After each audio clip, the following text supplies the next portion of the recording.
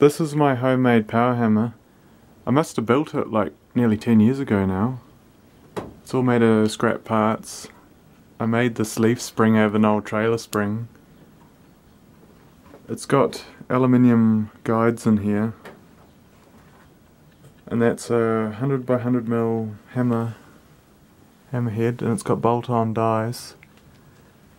And this is an old oxygen cylinder.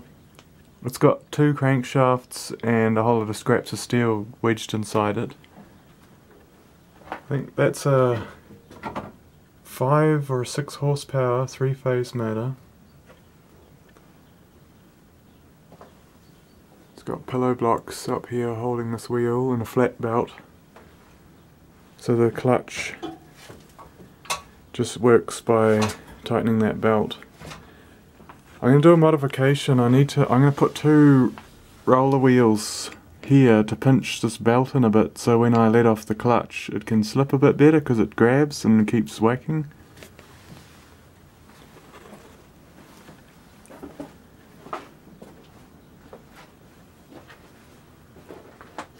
Just got a chain going up there from the foot pedal.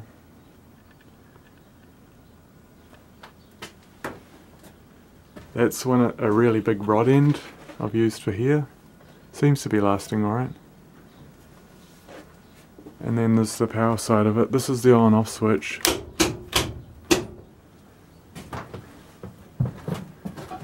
And this is a phase converter. There's that's a big 10 horsepower 3-phase motor running on single phase. So that's a capacitor to get the big motor going. That's the on off switch. And then so that's kicking with the capacitor. And now that one's running. And then this starts the single phase motor.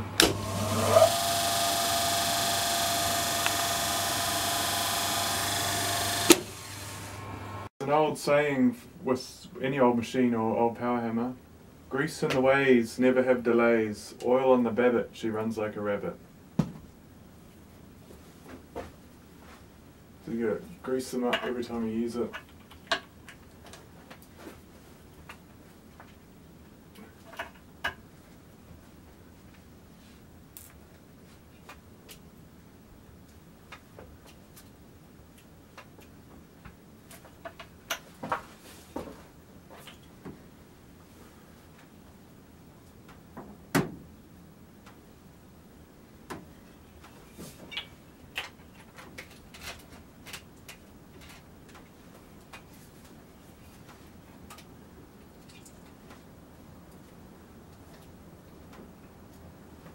The end of this grease gun's way too big, you can't fit it in an area.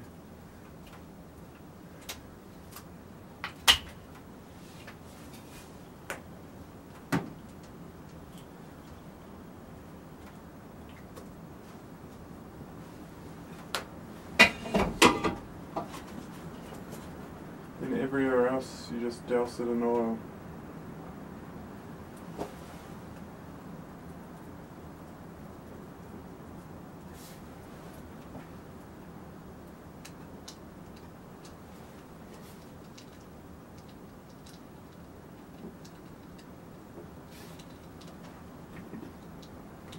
Tip it in there.